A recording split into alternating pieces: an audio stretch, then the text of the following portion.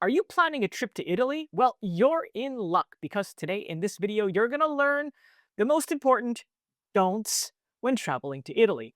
These are insider tips that will help you avoid common tourist mistakes, save you money, and most importantly, experience the country like a local.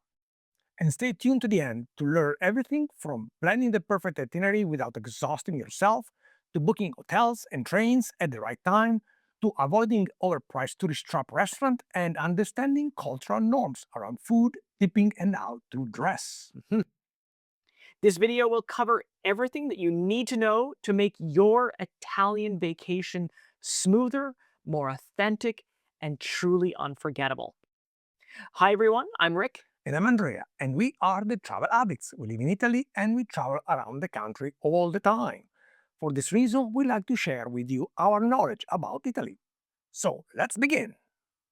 Our first don't of Italy is don't try to see it all. So you're planning your dream vacation in Italy, and it's only natural that you want to see Rome, Florence, Venice, Milan, the Cinque Terre, Pompeii, the Amalfi Coast, the Leaning Tower of Pisa, and perhaps other notable tourist destinations, right? No. Well, I'm sorry to say it's not possible to see everything in one single trip, unless your trip is several months long. Also, if you try to visit too many places in one trip, you'll end up being exhausted and you won't enjoy your trip. Lastly, you have to take into consideration travel time between places. Sometimes going from one place to the other might take several hours, so keep this in mind. Mhm. So, what do? Well, pick 4 or 5 places you must see and then build your itinerary around those. For example, if you have 2 weeks round trip from Rome, set aside 4 nights in Rome, 2 nights in Naples if you want to see Pompeii, or 3 nights in Naples if you want to see Pompeii and the Amalfi Coast as well. Then from there, you can then go to Florence, where you can spend 2 nights or 3 nights if you also want to go to Pisa to see the Leaning Tower. From Florence, you then go to Venice, where you can spend 3 nights. Right, and of course, from Venice, you can then visit our bed and breakfast at Lake Garda, or go to Milan, where you can spend the remaining 1 or 2 nights before going back to Rome to fly home. Of course, if you want to know more about how to plan the perfect itinerary for Italy, you can watch this video up here. Okay, so let's move on to our next don't do this in Italy, and we'll talk about don't wait to book your hotel and transportation. As soon as you have your itinerary planned, you should right away book your accommodation.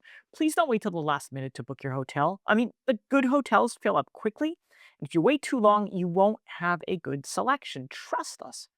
Also, prices for hotels go up when rooms are filling up.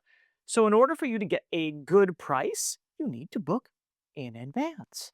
And as we've mentioned several times in our other videos, always pick a hotel with a fully refundable rate. That way, you can cancel if your plans change or if you find a better option or a cheaper option elsewhere. Also, you need to book your train tickets about 90 days in advance to get the best possible price and flexibility. If you wait until the last minute to book your train ticket, guess what? You're going to be paying more. Absolutely. Let's explore another topic for your don'ts of Italy, and we talk about don't visit without buying the skip the line tickets. Italy is one of the most popular tourist destinations in the world, and for this reason, millions of tourists visit Italy every year. Because of that, it's only natural that the most popular attraction have huge line to get in. Mhm.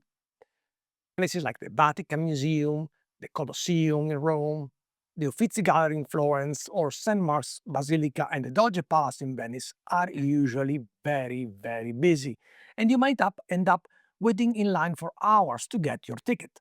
Mhm. So, what do? You should always buy your skip the line tickets in advance. Trust us, you don't want to waste most of your holiday waiting in line under the scorching hot sun of the summer. You can scan this QR code or check the link in the description below for the skip the line ticket for the most popular attraction in Italy. And while you're there, browse around for the skip the line ticket for you might see some other experience that you might like and you want to Mhm. book. Absolutely. That's really good advice. So let's move on to another very important don't of Italy, and we'll talk about don't eat near the major tourist attractions. It Mhm. might sound a little strange. Now, we understand that having an Aperol Spritz or eating a nice plate of pasta in front of the Pantheon in Rome or by the Duomo in Florence sounds romantic, right? Absolutely. But restaurants in front of the major landmarks are usually way more expensive, and unfortunately, they usually serve very mediocre food, maybe even microwaved. I'm serious.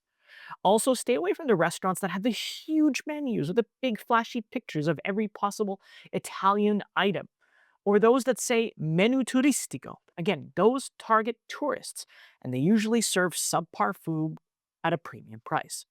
Look for authentic restaurants instead. Take a look inside, and if you see locals eating there, chances are the restaurant is a good one. Yep. Also, check the most recent reviews on Google. A restaurant with less than 4 stars is usually not that good. No. Moving on to another don't of Italy, and we'll talk about don't order spaghetti and meatballs. Why not? Well, there are some food items that are considered Italian dishes abroad, but they actually do not exist in Italy, or, to be more accurate, they are not the same as you're used to in your own country. For Oh. example, spaghetti meatballs or fettuccine alfredo are very popular items in North America and are not really served in Italy, at last not in their American version. Mhm, mhm, Bottom line, if you see those items on a menu in Italy, chances are the restaurant is targeting tourists and won't be an authentic Italian restaurant. mhm. On the same topic, there are some North American items that are becoming very popular in Italy, like burgers or Caesar salad. Now, keep in mind that those dishes might not taste the same as the version that you're used to eating in North America. We are not saying they're bad, they're just different. So, if you're ordering a hamburger in Italy, unless it's from a fast food chain, you will have something that might be not be the same as you're used to. Mhm, Might be better, by the way. You mhm. never know. Yeah. All right. So our next topic is still related to food and restaurants because in Italy, that's such an important thing. Don't rush your meal. Italians love to linger at the dinner table for hours, talking and socializing. A normal Italian dinner lasts at least a couple of hours.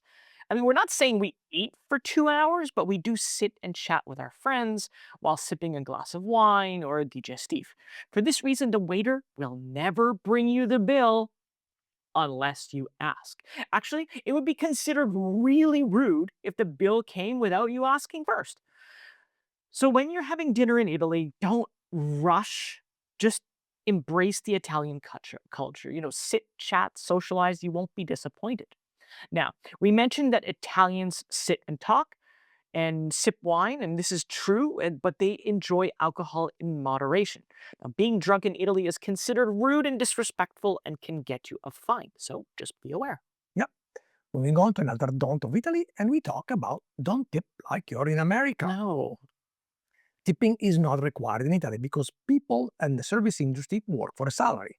However, at a restaurant, you might leave a few euros in cash per table if you find the service particularly good.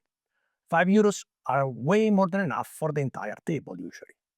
The credit card machine will probably not give you the option to leave a tip, and if it does, yeah, skip it. Yeah, but that seems to be changing, right? I've already seen a couple times in Rome, and I mentioned this. Yeah, at hotels, and the bellman helps you with your bags, you can leave with €1 per bag as a thank you. You don't need to tip taxi driver, hairdresser, barbers, or baristas. If you'd like to know more about tipping in Italy, you can check this video up here. We made an entire video about the Mhm. topic. Actually, and it deserves its own topic, Yeah, right? Okay, so let's move on to another don't of Italy, and that's don't expect everyone to speak English. If you're visiting all the major tourist destinations in Italy, you're not going to have any problem here. Almost everyone will speak at least some English, especially in the hospitality business.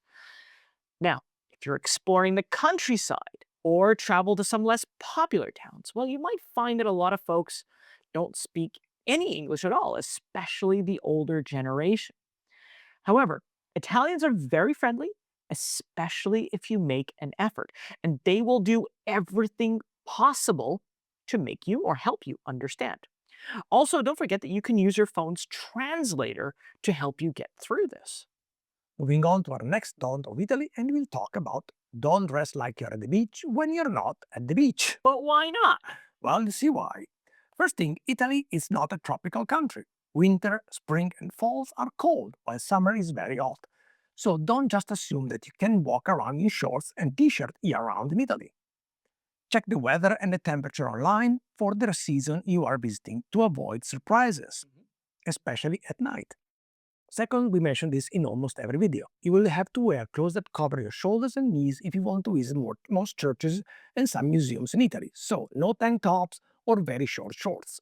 Lastly, leave the sandals and the flip-flop at the beach for the beach. Wear comfortable walking shoes. You will walk a lot in Italy and most of the time on very old and uneven surfaces. But again, we recommend this practically in every single video. So you already know this, right? Absolutely. All right, so let's explore another don't of Italy when we'll talk about don't spend your entire trip on social media. Gosh, I do this all the Oh, time. yes. Now, we understand that you're in one of the most scenic countries in the world and you want all your family and friends to look at your amazing photos by the Colosseum or wherever on social media. However, we see so many people walking around. They're concerned about getting the perfect photos and Instagram stuff and videos for TikTok when they're not paying attention to all that's so beautiful around them. Enjoy your trip, soak in the history, the scenery, the architecture, the beauty of what you're visiting first, and then take your selfie for social media after. Yep. Moving on to our last topics, and they are more like bonus. They might seem strange, but they are true. Trust me, I've done them all. Yeah, in Italy, cappuccino is a breakfast drink, and no Italian would order a cappuccino after 11 a.m. If you order one, you might get some very strange look, and maybe an old lady will whisper to her friend, "Turista." Now, it's totally acceptable to order caffè macchiato instead, any time of the day. And this is basically a mini cappuccino, one shot of espresso with a touch of steamed milk. I mean, if you want a cappuccino after lunch, have one. Just be aware you will get some strange look. Of course, and another big no-no in Italy is asking for Parmigiano with your seafood pasta. Doing this will gross out most Italians and you will get a look. And your uncle just did this the other day, Yeah, and the waitress was like, "What?" absolutely. Another one, Italians are totally afraid of anything cold, and they truly believe that drinking something cold will interfere with their digestion and give you sore stomach. So, it is really rare to have ice in any drink, other than maybe an Aperol Spritz. If you want ice in your soda or cocktail, you have to ask. Maybe 1 or 2 cubes will appear. Maybe. And of course, coffee to go is also not a thing in Italy other than maybe at Starbucks. Italians don't walk around with big cups of coffee. They drink their shot of espresso in seconds and via. Or they might sit at a table and linger while they talk with their friends. Lastly, latte in Italian means milk, and if you order a latte in Italy, you will get exactly that, a glass of milk. If you want the drink that you're used to drinking in North America, you will have to ask for a latte macchiato. Then you'll get a glass of milk with a shot of espresso in it. Mhm. Well, folks, we hope that you enjoyed this video today that was mostly about food and drink, but we hope you learned something that will make your trip to Italy even more memorable. And if you did, why not give us a thumbs up and subscribe? It'll help the channel. And of course, you'll learn more as we film new videos. Last, if you do have any questions, leave us a comment below because we'd love to try and answer them the best we can. Thank you so much for watching, and we'll see you on our next video. Ciao!